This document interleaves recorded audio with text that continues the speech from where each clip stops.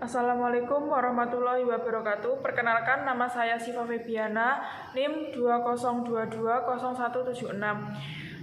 Kelas C, moto hidup saya adalah balas dendam terbaik adalah dengan memperbaiki diri sendiri. Saya di sini akan membahas tentang argumentasi pro dan kontra. Dan mosi yang dibahas mengenai yang pertama, pertanggungjawaban korporasi atas tewasnya para supporter di Stadion Kanjuruhan, Malang pada 1 Oktober. Yang kedua, legalisasi ganja Indonesia. Yang ketiga, perpanjangan masa jabatan presiden selama 3 periode. Yang keempat, obstruction justice kasus pembunuhan Brigadir Joshua Huta Barat. Yang kelima, keberlakuan Undang-Undang Cipta Kerja pasca putusan Mahkamah Konstitusi nomor 91 PUU 18/2022. Yang keenam, pengaturan kepolisian Indonesia di bawah Kementerian Pertahanan dan Keamanan Republik Indonesia. Yang pertama, saya akan membahas tentang pertanggungjawaban korporasi atas tewasnya para supporter di Stadion Kanjuruhan Malang pada 1 Oktober 2022. Pro dari kasus ini adalah yang bertanggung jawab atas kasusnya tewasnya supporter adalah PSSI. Dalam kasus ini tidak hanya dari PSSI yang bertanggung jawab, tetapi dari Panpel harus ikut andil dalam bertanggung jawab sebab Panpel mencetak tiket yang melebihi kapasitas, sehingga membuat Stadion Kanjuruhan penuh sesak akan penonton karena kericuhan tak terhindarkan. Kontra dari kasus ini adalah pihak kepolisian harus bertanggung jawab sebab pihak kepolisian menembakkan gas air mata pada para supporter yang menyebabkan banyak supporter yang sesak nafas. Dan diduga dalam penembakan gas air mata ada 135 orang yang tewas dari tembakan gas air mata. Aturan FIFA pengguna gas air mata tidak diperbolehkan, tapi pihak kepolisian melanggar aturan yang sudah ditetapkan FIFA dan berakhir banyaknya supporter yang meninggal akibat tembakan gas air mata dari pihak kepolisian. Dan yang selanjutnya, yang kedua, materi yang saya akan bahas adalah legalisasi ganja Indonesia. Pro dari kasus ini adalah Menteri Kesehatan Budi Gunadi Sadikin mengatakan ganja dapat dipakai untuk layanan medis pengguna ganja dalam kapasitas pengobatan medis. Merupakan fakta yang telah terjadi di berbagai negara. Ganja telah digunakan selama ribuan tahun untuk mengobati berbagai jenis penyakit atau kelainan medis. Kontra dari kasus ini, ganja bisa dipakai untuk pengobatan dalam dosis yang sudah ditentukan oleh medis. Tapi banyak oknum yang menyalahgunakan ganja, melegalkan ganja di Indonesia akibat berpotensi sangat tinggi akan ketergantungan mental yang diikuti oleh kecanduan fisik dalam jangka waktu yang lama. Selanjutnya, yang nomor 3 adalah perpanjangan masa jabatan presiden selama 3 periode.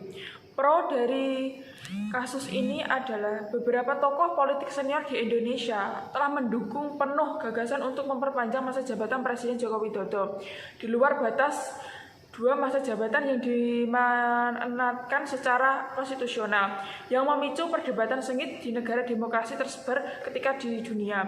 Yang berpendapat mayoritas orang Indonesia mendukung gagasan tersebut telah semakin memicu kekhawatiran tentang ancaman terhadap reformasi demokrasi yang diraih dengan susah payah 2 dekade setelah Presiden Soeharto yang kuat dipaksa keluar dari jabatannya. Menteri Investasi Bahlil Lahadalia, Menteri Perekonomian Airlangga Hartarto, Ketua Umum Partai Kebangkitan Bangsa Mohaimin Iskandar, dan Luhut termasuk di antara mereka yang mengemukakan gagasan tersebut. Kontra dari kasus ini, dalam pasal 7 Undang-Undang 1945 berbunyi Presiden dan Wakil Presiden Indonesia memegang jabatan selama 5 tahun dan sesudahnya dapat memilih kembali dalam jabatan yang sama hanya untuk 1 kali masa jabatan saja. Artinya masa jabatan Presiden dan Wakil Presiden maksimal hanya boleh dipilih 2 periode. Pembatasan Presiden Indonesia untuk memangku jabatan untuk 2 periode adalah adanya upaya dari rakyat melalui MPR untuk mencegah Presiden Indonesia memegang kekuasaan lebih dari 10 tahun agar dapat terhindar dari penyalahgunaan kekuasaan maupun otoritas dari satu pihak dalam menjalankan tugas. Selanjutnya, yang keempat, kasus obstruction justice, kasus pembunuhan Brigadir Joshua Huta Barat. Pro dari kasus obstruction justice ini adalah ada 7 polisi yang menjadi tersangka obstruction justice, yang dimana ke-7 tersangka membantu pelaku untuk menghalangi penyelidikan atau menghilangkan barang bukti penyidik.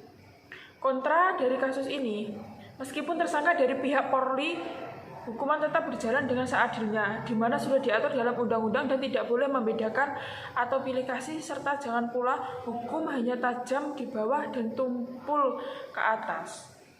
Yang kelima, keberlakuan Undang-Undang Cipta Kerja pasca putusan Mahkamah Konstitusi nomor 91 PUU 18 2022. Pro dari kasus ini, Undang-Undang Cipta Kerja yang disahkan memberikan dampak positif bagi masyarakat karena di Indonesia di dalam kebijakan dari undang-undang dapat mendorong investasi penciptaan lapangan kerja. Akan mencapai 3 juta per tahun. Hal ini sangat baik bagi masyarakat, terutama bagi mahasiswa yang udah lulus untuk mendapatkan pekerjaan dengan mudah dan dapat meningkatkan kualitas ekonomi serta kehidupan sosial. Kontra dari kasus ini, Undang-Undang Cipta Kerja disahkan, tapi banyak pihak-pihak yang tidak setuju dengan undang-undang ini karena banyak muatan yang kontroversial. Undang-Undang Cipta Kerja dinilai banyak orang merugikan masyarakat karena lebih melayani kepentingan korporasi hingga melahirkan hiperregulasi semu. Pembuatannya pun tidak sesuai dengan undang-undang. Selanjutnya, materi yang terakhir adalah pengaturan kepolisian Indonesia di bawah Kementerian Pertahanan dan Keamanan Republik Indonesia. Pro dari kasus ini, berdasarkan penetapan pemerintah nomor 11, kepolisian beralih status menjadi jabatan tersendiri langsung Perdana Menteri. Ketetapan pemerintah tersebut menjadikan kedudukan polisi setingkat dengan departemen dan kedudukan Kepala Kepolisian Negara Republik Indonesia atau yang biasa disebut dengan Kapolri, setingkat dengan Menteri. Pada masa pemerintahan Orde Baru Kepolisian RI dibenamkan dalam sebuah Satuan Angkatan Bersenjata Republik Indonesia atau disebut ABRI yang bergerak dalam pengaruh budaya militer. Yang kedua, kontra dari kasus ini, akibat dari penggabungan terjadi keracuan dan tumpang tindih peran dan fungsi TNI sebagai kekuatan pertahanan dan Polri sebagai kekuatan Kamtibnas. Maka Polri adalah alat negara yang berperan dalam memelihara keamanan. Oleh karena itu, Polri kembali di bawah Presiden setelah 32 tahun di bawah Menhamkam atau Panglima ABRI.